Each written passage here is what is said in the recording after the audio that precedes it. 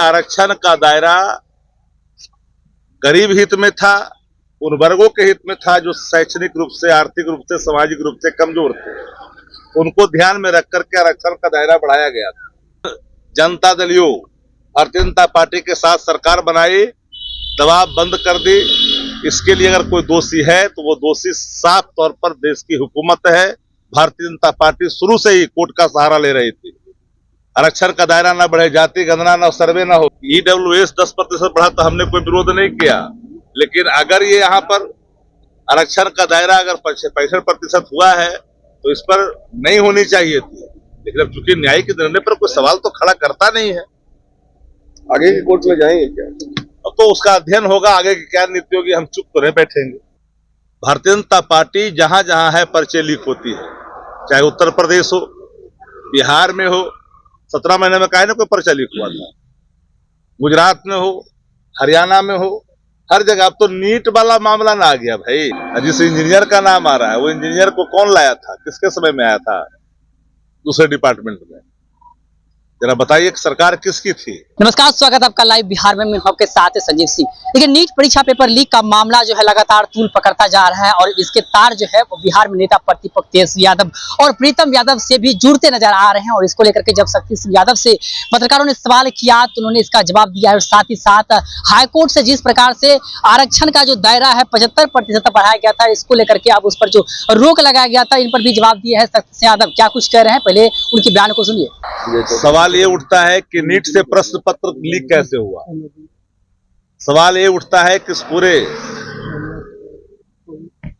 मामले में कल्प्रिट कौन है। देश के शिक्षा मंत्री ने कहा कि कोई गड़बड़ी नहीं है। विपक्ष ने और युवाओं ने, विद्यार्थियों ने जब परत दर परत चीजों को खोला, तब केंद्र की सरकार ने उसे स्वीकारना शुरू किया, शिक्षा मंत्री ने स्वीकारना शुरू किया। कौन व्यक्ति किसके नाम पर रिकमेंडेशन करा करके कौन किसके जगह पर जाकर के टिकता है, हम ही आप यहाँ आए हैं, गलत काम करेंगे तो कानून अपना काम करेगा।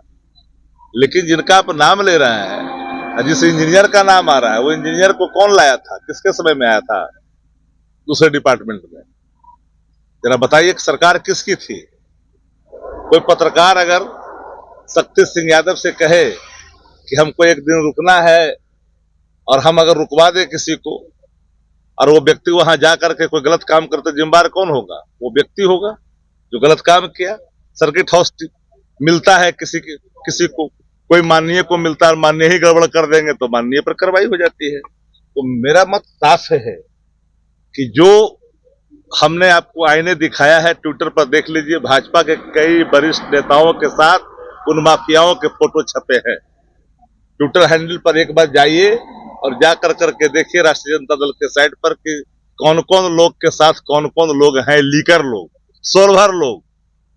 भारतीय जनता पार्टी जहां जहां है पर्चे लीक होती है, चाहे उत्तर प्रदेश हो, बिहार में हो। 17 महीने में काहे ना कोई पर्चा लीक हुआ था, गुजरात में हो, हरियाणा में हो, हर जगह। अब तो नीट वाला मामला ना आ गया भाई। अब तो देश से सुरक्षित नहीं है। यूपी में तो हुआ जो हुआ ही, अब तो देश स्तर पर हो रहा है। अब हसुआ के ब्याह में खुरपी के गीत गा रहे, कौन कहाँ टिका हुआ था? आरक्षण का दायरा जो आप लोगों ने बढ़ाया था, उस पर हाई कोर्ट ने रोक लगा दी। देखिए, ये दुखद है, क्योंकि न्यायिक निर्णय है, इस पर कोई टिप्पणी नहीं की जा सकती है।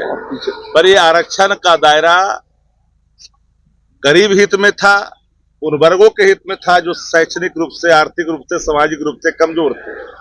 उनको ध्यान में रख करके आरक्षण का दायरा बढ़ाया गया था।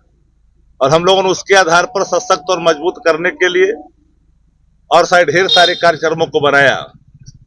अन्य राज्य भी हैं जो आरक्षण की सीमा को बढ़ाया है। और हमने पहले ही, आदरणीय तेजस्वी जी ने पहले ही कहा कि शेड्यूल 9 में डालने के लिए लगातार भारत की सरकार से प्रे करते रहे।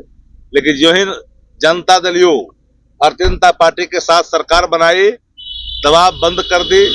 इसके लिए अगर कोई दोषी है तो वो दोषी साफ तौर पर देश की हुकूमत है। भारतीय जनता पार्टी शुरू से ही कोर्ट का सहारा ले रही थी। आरक्षण का दायरा न बढ़े, जाति गणना न, सर्वे न हो, इसके लिए लगातार वो कोर्ट का दरवाजा खटखटाती रही। आज कोर्ट का निर्णय जिस रूप में भी आया है, न्यायिक निर्णय है। हम तो लगातार कई चीजों पर कहते रहे हैं। ईडब्ल्यूएस 10% बढ़ा तो हमने कोई विरोध नहीं किया, लेकिन अगर ये यहाँ पर आरक्षण का दायरा अगर 65% हुआ है तो इस पर नहीं होनी चाहिए थी, लेकिन अब चूंकि न्यायिक निर्णय पर कोई सवाल तो खड़ा करता नहीं है, आगे की कोर्ट में जाएंगे क्या? अब तो उसका अध्ययन होगा, आगे की क्या नीति होगी, हम चुप तो नहीं बैठेंगे। तो आपने सुना कि साफ तौर पे शक्ति सिंह यादव ये कहते हुए नजर आ रहे हैं कि नीट पेपर लीक कैसे हो जाता है। साथ ही साथ उन्होंने सवाल उठाया है कि सरकार किसकी है। जब लीक हो जाता है, जब हम लोग लगातार सवाल कर रहे थे तो शिक्षा मंत्री इस पर कह रहे थे कि पेपर लीक तो हुआ ही नहीं, लेकिन जब हम लोग ने काफी ज्यादा इस पर अपने बयान देने लगे, विपक्ष लगातार जब इस पर सवाल उठाने लगे, तब जाकर के उन्होंने स्वीकारा कि नीट का पेपर लीक हुआ है। साथ ही साथ हाईकोर्ट जिस प्रकार से 75% आरक्षण पर जो रोक लगाया गया है, इसको लेकर के उन्होंने कहा है कि हाईकोर्ट का ये आदेश था, इस पर हम कुछ भी टिप्पणी नहीं करना चाहते हैं, लेकिन यह दुखद है। उन्होंने दुख व्यक्त किया है और भी कई तरह की बातें करते नजर आए शक्ति सिंह यादव। आप भी सुन रहे थे, क्या कुछ कह रहे थे, आप भी अपनी राय प्रतिक्रिया कमेंट में दे सकते हैं। आप देखते हैं लाइव बिहार। बहुत बहुत धन्यवाद।